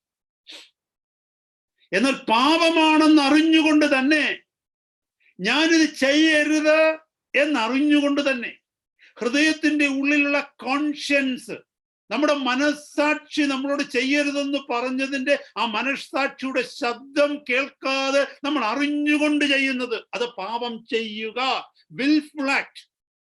ഇവിടെ എഴുതിയിരിക്കുന്നു, പാപം ചെയ്യുന്നവൻ പിശാചിന്റെ മകനാകുന്നു. എന്നെ കേൾക്കുന്ന സഹോദരങ്ങളെ, എന്നെ കേൾക്കുന്ന നമ്മൾ ആരെങ്കിലും അറിഞ്ഞുകൊണ്ട് പാപം ചെയ്യുന്നുണ്ടോ? ദൈവത്തിന്റെ മകനല്ല. No doubt about that. പാപത്തിൽ വീഴുന്നതിനെ കുറിച്ചല്ല ഞാൻ പറയുന്നത്. I'm not talking about falling into sin. I'm not talking about that. ആർക്കും വീഴണമെന്ന് ആഗ്രഹമുള്ളവരല്ല, പക്ഷെ വീണു പോകും ചില സന്ദർഭത്തിൽ. ഒരു കുഞ്ഞ് ഓടിപ്പോകുമ്പോൾ കുഞ്ഞിന് ഒരിക്കലും വീഴണമെന്ന് ആഗ്രഹമില്ല, പക്ഷെ കുഞ്ഞ് കാല് തട്ടി വീഴും. അതാ പാപത്തിൽ വീഴുക എന്ന് പറയുന്നത്. അറിയാതെ വീണു പോകുന്നു. എന്നാൽ അറിഞ്ഞുകൊണ്ട് കണക്ക് കൂട്ടി പാപങ്ങൾ ചെയ്യുന്നു. ഞാനിത് ചെയ്യരുത്, ഞാനിത് പറയരുത്, ഞാൻ ഇവരുടെ കൂടെ നിൽക്കരുത്, ഞാൻ ഇങ്ങനെ സ്ക്രൂ അപ്പ് ചെയ്യരുത്, ഞാൻ ഇങ്ങനെ ഡിവിഷൻ ഉണ്ടാക്കരുത്, അല്ലെങ്കിൽ ഞാൻ അത് ആഗ്രഹിക്കരുത്, ഞാനിത് പിടിച്ചു പറിക്കരുത്, ഇത് എനിക്കുള്ളതല്ല, ഇത് മറ്റൊരാളുടേതാണ്, ഇത് ഞാൻ സ്വന്തമാക്കരുത്, ഞാൻ ഇതിന്റെ മുമ്പിലിരുന്ന് കാണരുത്. അറിയാൻ നമുക്ക് തെറ്റാണ്, അത് അറിഞ്ഞുകൊണ്ട് ചെയ്യുന്നതാ പാപം. ശ്രദ്ധിക്കണമേ, പാപം ചെയ്യുന്നവൻ പിശാചിന്റെ മകനാകുന്നു. വചനം മാറത്തില്ല ഒരിക്കലും കേട്ടോ. അപ്പൊ ഇത് കേൾക്കുമ്പോൾ പലർക്കും തോന്നും പാപം ചെയ്യാത്തവർ ആരെങ്കിലും ഉണ്ടോ? എത്രയോ പേരുണ്ട് പാപം ചെയ്യാത്തവര്. പാപമാണെന്ന് കർത്താവ് ഹൃദയത്തിൽ പറയുമ്പോൾ അവർ ചെയ്യത്തില്ലത്. ദൈവത്തോട് കൃപ ചോദിക്കും, കർത്താവേ എനിക്ക് കൃപ തരണമേ പാപം ചെയ്യാതിരിക്കാൻ. കർത്താവ് കൃപ കൊടുക്കും. നമ്മൾ അറിഞ്ഞുകൊണ്ട് പാപം ചെയ്യത്തില്ല. അറിഞ്ഞുകൊണ്ട് ആരെങ്കിലും വിഷമെടുത്ത് കുടിക്കുമോ ദൈവമക്കളെ? എത്ര ദാഹിച്ചാലും ശരി, ഒരു കുപ്പി വിഷം ഇരിപ്പുണ്ട് വീട്ടിൽ, ഇച്ചിരി എടുത്ത് കുടിക്കാം. ആരെങ്കിലും കുടിക്കാറുണ്ടോ? കുടിക്കത്തില്ല, പട്ടിണി കിടക്കും. നമ്മൾ ദാഹിച്ച് തൊണ്ട വരണ്ട് തൊണ്ട പൊട്ടിയെന്ന് പറഞ്ഞാലും ശരി, none of us would drink poison. It will kill us. നമ്മൾ ഒന്നിൽ എണീറ്റ് പോകത്തില്ലേ? ഇവിടെ എഴുതിയിരിക്കുന്നു, പാപം ചെയ്യുന്നവൻ പിശാചിന്റെ മകനാകുന്നു. പിശാച് ആദ്യം മുതൽ പാപം ചെയ്യുന്നുവല്ലോ. പിശാചിന്റെ പ്രവർത്തികളെ അഴിക്കുവാൻ തന്നെ ദൈവപുത്രൻ പ്രത്യക്ഷനായി. അപ്പൊ ഈ പാപബന്ധത്തിൽ നമ്മളെ അഴിക്കണമെങ്കിൽ, പാപത്തിന്റെ ശക്തിയിൽ നിന്ന് അഴിക്കണമെങ്കിൽ കർത്താവ് തന്നെ വേണം. കർത്താവ് പ്രത്യക്ഷനായത് പാപത്തിന്റെ ശക്തിയിൽ നമ്മളെ അഴിക്കാനാ. നമ്മളെ കെട്ടിയിട്ടിരിക്കുകയായിരുന്നു. നമുക്കറിയാമോ, ഓശാനയുടെ നാളില് കർത്താവ് തന്റെ ശിഷ്യന്മാരെ അയച്ചിട്ട് പറഞ്ഞു, ഒരു കഴുതക്കുട്ടിയെ കെട്ടിയിരിക്കുന്നത് കാണും, അതിനെ അഴിച്ചു കൊണ്ടുവരുവിൻ. കഴുതക്കുട്ടിയെ അഴിക്കാനാ കർത്താവ് തന്റെ ശിഷ്യന്മാരെ അയച്ചത്. അഴിക്കുവാനുള്ള അധികാരം കർത്താവിന് മാത്രമാണ്. ഇതിനെ നിങ്ങൾ എന്താണ് ചെയ്യുന്നതെന്ന് ആരെങ്കിലും ചോദിച്ചാൽ ഗുരുവിന് ഇതിനെ കൊണ്ട് ആവശ്യമുണ്ടെന്ന് അവരോട് പറയണം. ഇത് ഗുരുവിന്റെ അധികാര ശബ്ദം, അഴിക്കുന്ന ശബ്ദം. പിശാചിന്റെ പ്രവർത്തികളെ അഴിക്കുവാൻ ദൈവത്തിന്റെ പുത്രൻ പ്രത്യക്ഷനായി. എന്നെ കേൾക്കുന്ന ദൈവ പൈതലേ, നീ ഏതെങ്കിലും പാപബന്ധനത്തിൽ അകപ്പെട്ടിരിക്കുകയാണെങ്കിൽ ഇന്നത്തെ രാത്രി തിരുവചനത്തിന്റെ മുമ്പേ നിന്നെ തന്നെ സമർപ്പിച്ചുകൊണ്ട് പ്രാർത്ഥിക്കുക. കർത്താവേ, ഞാൻ കെട്ടപ്പെട്ടിരിക്കുന്നു, കർത്താവേ ഞാൻ കെട്ടപ്പെട്ടിരിക്കുന്നു, എന്നെ ഒന്ന് അഴിച്ചു കളയണമേ, എന്നെ ഒന്ന് സ്വതന്ത്രമാക്കണമേ. എത്ര ശക്തമായ പാപബന്ധനമായാലും കർത്താവ് അഴിച്ചു കളയും. നീ സ്നേഹിക്കുന്ന ആ പാപത്തെ അടുത്ത നിമിഷം നീ വെറുക്കാൻ തുടങ്ങും. വെറുത്തു കഴിഞ്ഞാൽ പിന്നെ നീ ആ പാപം ചെയ്യത്തില്ല. എത്ര പ്രലോഭനങ്ങൾ വന്നാലും ആ പാപത്തിന്റെ മുമ്പ് വീഴത്തില്ല. എന്റെ ജീവിതത്തില് ഇതൊന്നും, this is not theory I am preaching. These all things which has happen in my own life. എന്റെ ജീവിതത്തിൽ ഞാൻ കഴിഞ്ഞ കാലങ്ങളിൽ അനുഭവിച്ചതിനെയാണ് ദൈവജനമേ ഞാൻ പ്രസംഗിക്കുന്നത്. കൃപയാൽ കൃപയാൽ കൃപയാൽ എന്റെ കർത്താവിന്റെ ജീവിതത്തിൽ ചെയ്തതാണ് ഞാൻ പ്രസംഗിക്കുന്നത്. നിങ്ങളെക്കാൾ അധികം പാപം ചെയ്തിട്ടുള്ള മനുഷ്യനാണ് ഞാൻ. കൃപയാൽ കൃപയാൽ ഈ വചനം എന്നിൽ പ്രവർത്തിച്ചു. അതുകൊണ്ടാണ് ഞാൻ നിങ്ങളോട് സംസാരിക്കുന്നത്. ദൈവത്തിൽ, അടുത്ത വാക്യം നോക്കി, ദൈവത്തിൽ നിന്ന് ജനിച്ചവൻ ആരും പാപം ചെയ്യുന്നില്ല. എന്നെ കേൾക്കുന്ന സഹോദര സഹോദരി, നീ പറയുന്നത് നീ ദൈവത്തിൽ നിന്ന് ജനിച്ചെന്നാ. അതുകൊണ്ടല്ലേ നീ ദൈവമകനായി ദൈവമകളായി തീർന്നത്?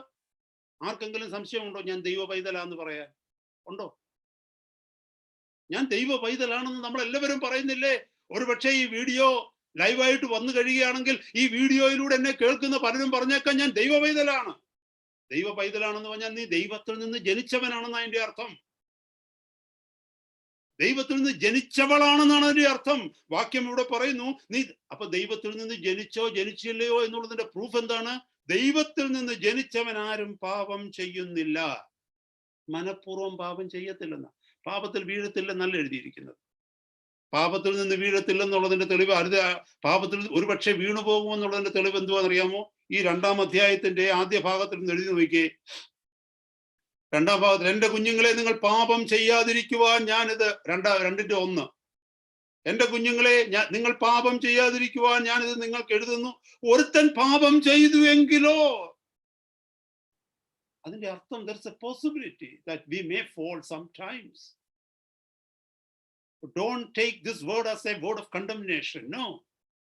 കർത്താവ് പറയുക പാപത്തിൽ വീണു പോകുന്നു എന്നുള്ളതല്ല.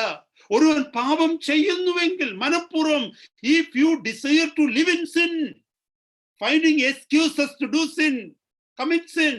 ഇവിടെ പറയുന്നു ദൈവത്തിൽ നിന്ന് ജനിച്ചവൻ 3:9. ദൈവത്തിൽ നിന്ന് ജനിച്ചവൻ ആരും പാപം ചെയ്യുന്നില്ല, അവന്റെ വിത്ത് അവനിൽ വസിക്കുന്നു. ആരെ? ദൈവത്തിന്റെ വിത്ത്. ദൈവത്തിന്റെ വിത്ത് എന്താണെന്നറിയാമോ? ദൈവത്തിന്റെ തിരുവചനം. അതുകൊണ്ടാണ് 119 സങ്കീർത്തനത്തിൽ നമ്മൾ വായിക്കുന്നത്, ഞാൻ നിന്നോട് പാപം ചെയ്യാതിരിക്കേണ്ടതിന് നിന്റെ വചനത്തെ എന്റെ ഹൃദയത്തിൽ സംഗ്രഹിക്കുന്നു. Praise the Lord. അത് മാത്രമല്ല, ദൈവത്തിന്റെ ആത്മാവ് എന്ന് പറഞ്ഞാൽ ദൈവത്തിന്റെ വിത്ത. Praise the Lord. ദൈവത്തിൽ നിന്ന് ജനിച്ചവനാരും പാപം ചെയ്യുന്നില്ല, അവന്റെ വിത്ത് അവനിൽ വസിക്കുന്നു. ദൈവത്തിൽ നിന്ന് ജനിച്ചതിനാൽ അവന് പാപം ചെയ്യുവാൻ കഴിയുകയില്ല. അവന് പാപം ചെയ്യാൻ കഴിയത്തില്ലെന്ന്. ഒരു പൂച്ചയെ എടുത്ത് വെള്ളത്തിലിടാൻ പറ്റുമോ? നമുക്ക് പറ്റും, പക്ഷെ പൂച്ച വെള്ളത്തിൽ കിടക്കുമോ? എടുത്തത് കൈ കാലിട്ടടിച്ച് മരണവിപ്രാളം അതിനല്ലേ. കാരണം എന്താണെന്നറിയാമോ? അതിനിഷ്ടമല്ല വെള്ളം. വെള്ളത്തിൽ വീഴുന്നതിന് ഇഷ്ടമല്ല. ദൈവത്തിൽ നിന്ന് ജനിച്ച ഒരു വ്യക്തിക്ക് പാപം ചെയ്യുവാൻ കഴിയുകയില്ലെന്ന് പറഞ്ഞാൽ അതിന്റെ അർത്ഥം പാപത്തിൽ വീഴുകയില്ല എന്നല്ല. പാപത്തെ അവൻ ഹൃദയം കൊണ്ട് വെറുക്കുന്നു. പാപത്തെ അവൾ ഹൃദയം കൊണ്ട് വെറുക്കുന്നു. അവന്റെ ഹൃദയത്തിലെ ഓരോ ഒരു പ്രാർത്ഥന, എന്റെ കർത്താവേ, പാപത്തെ വെറുക്കുവാനുള്ള കൃപ എനിക്ക് തരണമേ. ഇവിടെ പറയുന്നു, ദൈവത്തിൽ നിന്ന് ജനിച്ചവന് പാപം ചെയ്യുവാൻ കഴിയുകയില്ല. കാരണം willfully he cannot commit sin. Knowingly he cannot commit sin. എന്നെ കേൾക്കുന്ന സഹോദരങ്ങളെ, സഹോദരിമാരെ, ഈ ദൈവവചനത്തിന് കോൺട്രറി ആയിട്ടാണ് നമ്മുടെ ജീവിതം ജീവിക്കുന്നതെങ്കിൽ അതിന്റെ അർത്ഥം നമുക്ക് കൃപയില്ലെന്നാണ് അതിന്റെ അർത്ഥം. മറ്റൊന്നുമല്ല, കൃപയില്ല. പാപത്തിൽ വീണു പോകുന്നെങ്കിൽ, പാപം ചെയ്യുവാൻ പ്രേരിതരാകുന്നെങ്കിൽ, പാപത്തോടുള്ള ആഗ്രഹം നമ്മളിൽ ഉണ്ടെങ്കിൽ നമുക്ക് കൃപയില്ലെന്ന, കൃപയ്ക്കായിട്ട് കർത്താവിനോട് ചോദിച്ചിട്ടില്ലെന്ന അർത്ഥം. കോപത്തിൽ നമ്മൾ വീഴുന്നെങ്കിൽ, അസൂയയിൽ നമ്മൾ വീഴുന്നെങ്കിൽ, മറ്റുള്ളവരെ കുറിച്ചുള്ള ഗോസിപ്പിനകത്ത് നമ്മൾ വീഴുന്നെങ്കിൽ, പണത്തോടുള്ള ആഗ്രഹത്തിൽ നാം ജീവിക്കുന്നെങ്കിൽ, ലോകമോഹങ്ങളോടുള്ള ലോക സുഖത്തോട് നമ്മുടെ ഹൃദയം പറ്റിച്ചേരുന്നെങ്കിൽ, ജഡത്തിന്റെ മോഹങ്ങൾക്ക് നമ്മൾ കീഴ്പ്പെടുന്നെങ്കിൽ അതിന്റെ അർത്ഥം ആ ഏരിയകളിൽ നമുക്ക് കൃപ ലഭിച്ചിട്ടില്ലെന്ന. അപ്പൊ നമ്മൾ എവിടെ വീഴുന്നുവോ ആ വിഷയം കർത്താവിനോട് പറഞ്ഞ്, കർത്താവേ എനിക്ക് കൃപ തരണമേ എന്ന് പറഞ്ഞ് നിലവിളിക്കുന്നുവെങ്കിൽ ദൈവവചനം പറയുന്നു, അവിടുന്ന് താഴ്മയുള്ളവർക്ക് കൃപ നൽകുന്നു. യാക്കോബിന്റെ ലേഖനം 4-ാം അധ്യായത്തിൽ നാം വായിക്കുന്നു. അവിടുന്ന് നിഗളികളോട് എതിർത്ത് നിൽക്കുന്നു, താഴ്മയുള്ളവർക്ക് കൃപ നൽകുന്നു. താഴ്മയുടെ ലക്ഷണമാണ് ദൈവസന്നിധിയിലുള്ള നിലവിളി. നമ്മൾ എത്ര പേര് കരഞ്ഞിട്ടുണ്ട്? സൗഖ്യം കിട്ടാൻ വേണ്ടി നമ്മൾ കരഞ്ഞിട്ടുണ്ട്. കടഭാരം മാറാൻ വേണ്ടി നമ്മൾ കരഞ്ഞിട്ടുണ്ട്. ജോലി നഷ്ടപ്പെടുമ്പോൾ നമ്മൾ കരഞ്ഞിട്ടുണ്ട്. മറ്റുള്ളവർ നമ്മളെക്കുറിച്ച് അപവാദം പറയുമ്പോൾ നമ്മൾ കരഞ്ഞിട്ടുണ്ട്. ദൈവസന്നിധി പല കരച്ചിലും നമ്മൾ കരഞ്ഞിട്ടുണ്ട്. എന്നാൽ ഈ പാപത്തിൽ നിന്ന് എന്നെ വിടുവിക്കണമേ കർത്താവേ എന്ന് പറഞ്ഞ് ആര് കരഞ്ഞിട്ടുണ്ടതിന്റെ മധ്യത്തിൽ ആരെങ്കിലും കരഞ്ഞിട്ടുണ്ടെങ്കിൽ അവർ ആ പാപത്തെ ജയിച്ചിട്ടുണ്ട്. എൻ്റെ ജീവിതത്തിൽ സംഭവിച്ച കാര്യമാണ് ഞാനീ പറയുന്നത്. ഒന്നല്ല, അനവധി തവണ അനേകം മാസങ്ങൾ ദൈവസന്നിധി ഞാൻ കരഞ്ഞിട്ടുണ്ട് ചില പാപങ്ങളിൽ നിന്ന് വിടുവിക്കപ്പെടാൻ. ഇവിടെ പറയുന്നു, അവനിൽ നിന്ന് ജനിച്ചതിനാൽ അവന് പാപം ചെയ്യുവാൻ കഴിയുകയില്ല. ഇനി അടുത്ത വാക്യം, അത് പറയാനാണ് ഇത്രയും പറഞ്ഞത്. ദൈവത്തിന്റെ മക്കൾ ആരെന്നും പിശാചിന്റെ മക്കൾ ആരെന്നും ഇതിനാൽ തെളിയുന്നു. അപ്പൊ ദൈവത്തിന്റെ മക്കളും പിശാചിന്റെ മക്കളും ഉണ്ടെന്നാണല്ലോ വചനം പറയുന്നത്. ദൈവത്തിന്റെ മക്കൾ ആരെന്നും പിശാചിന്റെ മക്കൾ ആരെന്നും ഇതിനാൽ തെളിയുന്നു, നീതി പ്രവർത്തിക്കാത്തവൻ ആരും സഹോദരനെ സ്നേഹിക്കാത്തവനും ദൈവത്തിൽ നിന്നുള്ളവനല്ല. ഞാൻ ആ ഭാഗത്തേക്ക് പോകുന്നില്ല, പോയി കഴിഞ്ഞാൽ സമയം ഒത്തിരി എടുക്കും. സഹോദരനെ സ്നേഹിക്കാത്തവൻ, ഇത് സഹോദരനെ സ്നേഹിക്കുക എന്ന് പറഞ്ഞാൽ ബയോളജിക്കൽ സിബ്ലിങ്സിനെ അല്ല മീൻ ചെയ്യുന്നത്. എൻ്റെ കൂടപ്പിറപ്പിനെ കുറിച്ചല്ല അവിടെ എഴുതിയിരിക്കുന്നത്. ദൈവസഭയോട് സഹോദരങ്ങൾ എന്നുള്ള വാക്ക് ഉപയോഗിച്ചെങ്കിൽ അതിന്റെ അർത്ഥം സഭയിലുള്ള സഹവിശ്വാസികളെ കുറിച്ച് അവിടെ പറഞ്ഞിരിക്കുന്നു. അവരെ സ്നേഹിക്കാൻ കഴിയുന്നില്ലെങ്കിൽ നമ്മൾ ദൈവത്തിൽ നിന്നുള്ളവരല്ലെന്ന്. കാരണം എന്താ? എൻ്റെ വീട്ടിലുള്ള എൻ്റെ അനിയനെയും എൻ്റെ സിസ്റ്ററിനെ എൻ്റെ പെങ്ങളെയും ഒക്കെ എനിക്ക് സ്നേഹിക്കാൻ പറ്റും. കാരണം അവരെൻ്റെ കൂടപ്പിറപ്പുകളാ. ഞങ്ങളുടെ അപ്പൻ ഒരാളാ. അതുകൊണ്ട് അവരെന്ത് തെറ്റ് ചെയ്താലും അത് നമ്മൾ മറക്കും, പൊറുക്കും. അവരെ ആരെങ്കിലും ശത്രുക്കളെ ഉപദ്രവിക്കുന്നുണ്ടാൽ നമ്മൾ ഓടിച്ചെന്ന് അവരെ രക്ഷിക്കാൻ ശ്രമിക്കും. അവർക്കൊരു ഒരു ആപത്ത് വന്നു കഴിഞ്ഞാൽ ഇവിടുന്ന് ഓടിപ്പോകും. എന്തുകൊണ്ടാ? എൻ്റെയും അവരുടെ അപ്പൻ ഒരാളായതുകൊണ്ടാ. ദൈവസഭയ്ക്കകത്ത് എൻ്റെയും ആയിരിക്കുന്ന സഹോദരിയുടെയും ഈ ഇരിക്കുന്ന സഹോദരന്റെയും അപ്പൻ ഒരാളാണെന്നുള്ള ബോധ്യമുണ്ടെങ്കിൽ നമ്മൾ സ്നേഹിക്കും. ഇവിടെ പറയുന്നു, അങ്ങനെ സ്നേഹിക്കുന്നില്ലെങ്കിൽ നമ്മൾ ദൈവത്തിൽ നിന്നുള്ളവരല്ലെന്ന്. കാരണം നമ്മൾ ജനിച്ചിട്ടില്ലെന്ന്. എൻ്റെ സഹോദരൻ അല്ലത്. ഇപ്പൊ ഞാൻ പറഞ്ഞു മനസ്സിലായല്ലോ. ഞാൻ ആ വാക്യങ്ങളിലേക്ക് പോകുന്നില്ല. നമുക്ക് സമയമില്ല ആദ്യം വായിച്ച വചനഭാഗത്തേക്കൊന്ന് വരാൻ. ഞാനൊന്ന് വരട്ടെ. പെട്ടെന്ന് 2 കാര്യങ്ങൾ മാത്രം പറഞ്ഞ് പെട്ടെന്ന് നിർത്തുകയാണ് ഞാൻ. ഈ 2 കൊരിന്ത്യർ 6-ാം അധ്യായത്തിൽ നിങ്ങൾ അവിശ്വാസികളോട് ഇണയില്ലാപ്പിണ കൂടരുതെന്ന് പറയുമ്പോൾ അതിലൊരു പ്രധാന കാര്യം എന്ന് പറഞ്ഞാൽ വിവാഹ ബന്ധത്തെക്കുറിച്ച് കാണിക്കുന്നുണ്ട്. ഞാനൊരു കാര്യം പറയട്ടെ. ചിലർ ചോദിക്കാറുണ്ട്, ഒരു വിശ്വാസിക്ക് അവിശ്വാസിയുമായി വിവാഹം കഴിക്കാൻ പറ്റത്തില്ല. ചില കുട്ടികളൊക്കെ ലവ് മാരേജിനകത്തൊക്കെ വീഴും ഇല്ലേ? എന്നിട്ട് സഭയിലായാലും സഹോദരങ്ങളോടായാലും പറയും, എനിക്ക് അവളെ ഇഷ്ടമാണ്, പക്ഷെ ഞാൻ അവളെ വിവാഹം കഴിച്ചുകൊണ്ട് വരുമ്പോൾ അവൾ വിശ്വാസത്തിലോട്ട് വന്നോളുമല്ലോ, നമ്മൾ പറയുന്നത് അല്ലേ? അല്ല, ഞാൻ അവനെ വിവാഹം കഴിച്ചാൽ അവൻ വിശ്വാസത്തിലോട്ട് നാളെ വരുമല്ലോ. ഞാനൊരു കാര്യം പറയാം. നമ്മൾ ഇപ്പൊ കേട്ട വചനത്തിന്റെ പശ്ചാത്തലത്തിൽ നമുക്കൊന്ന് പരിശോധിക്കാം. നമ്മൾ ദൈവപൈതലാണെങ്കിൽ, ദൈവപൈതൽ അല്ലെങ്കിൽ ഒരു വിഷയമില്ല കേട്ടോ. നമുക്ക് ആരെ വേണേലും സ്നേഹിക്കാം, ആരുടെ കൂടെ വേണേലും കല്യാണം കഴിച്ചു പോവാം, അത് നല്ല വിഷയം. ഇപ്പൊ വായിച്ചു, ദൈവത്തിന്റെ മക്കളും പിശാചിന്റെ മക്കളും ഇല്ലേ? ഉറപ്പാണല്ലോ. അപ്പൊ ഞാൻ ദൈവത്തിന്റെ പൈതലാണെങ്കിൽ ഞാനൊരു അവിശ്വാസിയായി വിവാഹം കഴിക്കുമ്പോൾ ഞാൻ ആരുടെ മകളെയാണ് വിവാഹം കഴിക്കുന്നത്? പറയാൻ നമുക്ക് പേടിയാ പലപ്പോഴും. അതാ ഞാൻ പറഞ്ഞു, ഇത് ഇച്ചിരി സ്ട്രോങ് വേർഡ്സാ. പിശാചിന്റെ മകളെ വിവാഹം കഴിക്കുന്നത്. അപ്പൊ ഞാൻ ആരുടെ സണ്ണില്ലോയാ? പിശാചിന്റെ സണ്ണില്ലോ. ദൈവത്തിന്റെ മകൻ എങ്ങനെ പിശാചിന്റെ സണ്ണില്ലോ ആവും? എത്ര സീരിയസ് ആ വചനം എന്നറിയാം. അതാ കർത്താവ് പറഞ്ഞത്, അവിശ്വാസികളോട് ഇണയില്ലാപ്പിണ കൂടരുത്. You do not be in yoke with an unbeliever in anything, in marriage or in business partnership. Business partnership ഒക്കെ വെരി വെരി കോമൺ ആ കേട്ടോ. ഞാൻ നാട്ടിലൊക്കെ പോയപ്പോൾ ഞാൻ ചിലരോടൊക്കെ സംസാരിച്ചപ്പം അവരൊക്കെ പലരും ബിസിനസ്സുകാരാണ്. ബിസിനസ് ചെയ്യരുതെന്ന് കർത്താവിന്റെ വചനത്തിൽ എങ്ങും എഴുതിയിട്ടില്ല. അർഹമായ പ്രോഫിറ്റ് വെച്ച്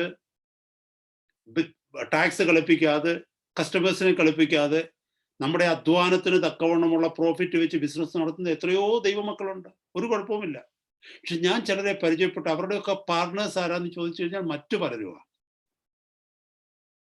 എന്നെ നിങ്ങളെ വിളിച്ചിരിക്കുന്നത് ഇടുക്കുവാതിലൂടെ പറക്കാനാണ്. യോഹന്നാൻ മത്തായിയുടെ സുവിശേഷം 7-ാം അധ്യായത്തിൽ നമ്മൾ പഠിക്കുന്നു. എന്നാൽ ഇടുക്കുവാതിലൂടെ നടക്കുവാൻ വിളിക്കപ്പെട്ട ഞാൻ അവിശ്വാസിയുടെ കരം ചേർത്ത് പിടിച്ചുകൊണ്ട് ബ്രോഡായിട്ടുള്ള വിശാലമായ വഴിയിലൂടെ നടക്കുന്നതാണ് അനേകം ബിസിനസ്സുകാർ. എന്നെ കേൾക്കുന്ന ദൈവമക്കളെ, ഞാൻ ആദ്യം പറഞ്ഞതുപോലെ അവർ ഈ ലോകത്തെ വലുതായിട്ട് കാണുന്നത്, ഈ ലോക ജീവിതത്തെ വലുതായിട്ട് കാണുന്നത്. നീ വെളിച്ചത്തിന്റെ മകനാണെന്ന് നിനക്ക് ബോധ്യമുണ്ടെങ്കിൽ നിനക്ക് ഇരുളിനോട് കൂട്ടായ്മയരുത്.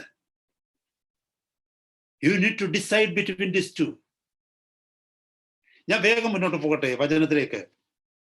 ഞാൻ അവരിൽ ദേവാലയത്തിന് വിഗ്രഹങ്ങളോട് എന്ത് എത്ര ടഫായിട്ട്, എത്ര സ്ട്രോങ് ആയിട്ടുള്ള വചനമാണ് ഉപയോഗിച്ചേക്കെന്ന് അറിയാമോ? വെളിച്ചവും ഇരുട്ടും, നീതിയും അനീതിയും, ക്രിസ്തുവും ബലിയാലും, വിഗ്രഹവും വിഗ്രഹവും അവിടെ എഴുതിയിരിക്കുന്നത് ദേവാലയവും. എത്ര ഓപ്പോസിഷൻ അത്! Opposite opposite opposite opposite. ശത്രുക്കൾ ശത്രുക്കൾ, enmity enmity enmity. You are standing here and giving your hand to the enemy. നമ്മളിൽ എത്ര പേർക്ക് ഇത് കാണാൻ പറ്റും? ഞാൻ ശത്രുവിന്റെ കരം പിടിച്ചിരിക്കുകയാണോ, രഹസ്യത്തിലോ പരസ്യത്തിലോ? എന്റെ ഹൃദയത്തിൽ. പുറത്ത് കാണിക്കത്തില്ല, കാരണം നമ്മുടെ റെപ്യൂട്ടേഷനെ ബാധിക്കുമല്ലോ. ഉള്ള് ഈ ലോകത്തോടാണോ, ശത്രുവിനോടാ? നീ ഇരുളിനോടാണ് കൂട്ടായ്മ ആചരിക്കുന്നത്, ബിലയാലിനോടാണ് കൂട്ടായ്മ ആചരിക്കുന്നത്, വിഗ്രഹത്തെയാണ് നീ പൂജിക്കുന്നത്, അനീതിയോടും അധർമ്മത്തോടും കൂടെയാണ് നിന്റെ കൂട്ടായ്മ.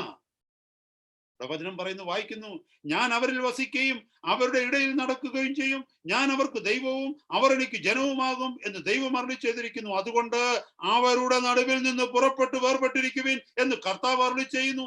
അശുദ്ധമായതൊന്നും തുടരുത്. കൽപ്പനയാണ്. അശുദ്ധമായതൊന്നും തുടരുത്, അവരുടെ മധ്യത്തിൽ നിന്ന് വേർപെട്ടിരിപ്പിൻ. അതിന്റെ അർത്ഥം എന്താ? കൂടെ ഓഫീസിൽ ജോലി ചെയ്യുന്നവരുടെ ഇനി മിണ്ടരുതെന്നാണ്. അവരുടെ കടയിൽ പോയി സാധനങ്ങൾ വാങ്ങിക്കരുതെന്നാണ്. അവരുടെ സ്കൂളിൽ കുഞ്ഞുങ്ങളെ പഠിക്കാൻ വിടരുതെന്നാണ്. അവർ നടത്തുന്ന ഹോസ്പിറ്റലിൽ ട്രീറ്റ്മെന്റിന് പോകരുതെന്നാണ്.